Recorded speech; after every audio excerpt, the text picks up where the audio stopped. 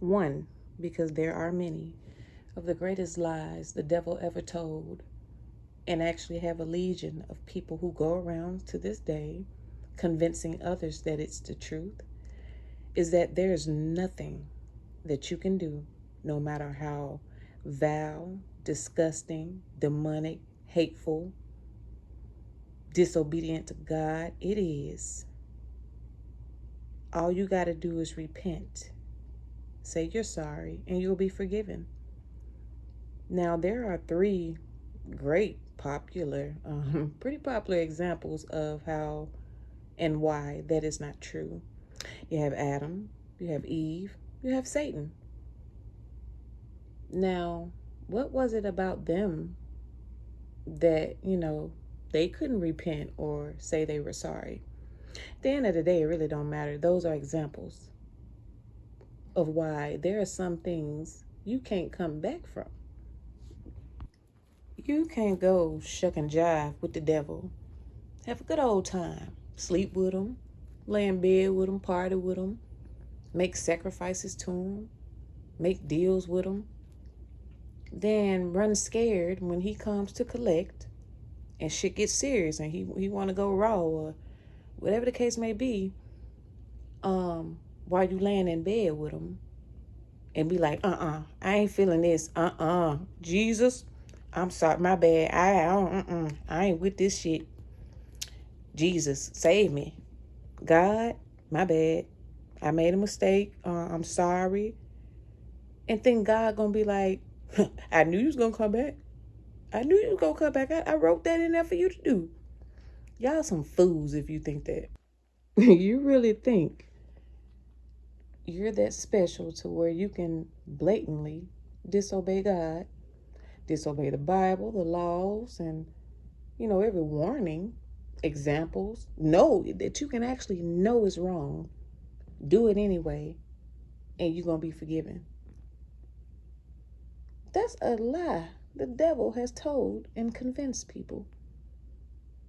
People really think that.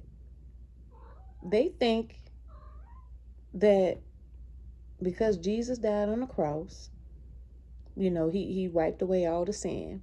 So it don't matter what you do, just repent, because he already died for it. He knew he was going to do it. Then what's the purpose of all these rules, the Bible, being righteous? If all you got to do is go out there and live a life of pestilence and, a demonic lifestyle, but if all you got to do is come back and be like, okay, I'm done now. I had enough. It's hot out there. I'm tired. I'm ready to get on the smell. You can't do that. But hey, to each his own. I wouldn't advise anybody to believe that bull. Because I know most people gonna say, well, sin is sin. Yeah, kinda. But put it like this. If somebody steals a cup of noodles out of the gas station, then you got somebody else that murders a child and dumps them in a river. You think those are two equal things? I'd rather be around that person that stole them cup of noodles than to be anywhere near that person who dumped that baby. Because if all those type of people gonna be in the same place, wherever they gonna be, I don't want to go. Just put it like that. I can't be around them. As here on earth as it is in heaven. I don't fuck with them down here. Because there are jails here on earth where people ain't getting out. They got life, triple life, and they pretty much gonna die in jail. So you think once they released from their physical bodies, they just gonna float up there to God and be like, welcome back, baby. Yeah, I know you did that. You had it rough. Just come on in here. Come on in here. Come to the light. Come on. Yeah, I know. You really think that? I don't care if they prayed that entire time. It's over for it. You ain't getting up there. And we can agree to disagree. I mean, we all eventually gonna see in the end, but that's not even logical to think. These people or that type of person is going to be up there to somebody who has been, and this is just an example, somebody who has lived like a saint-like life. You think those two going to be side by side?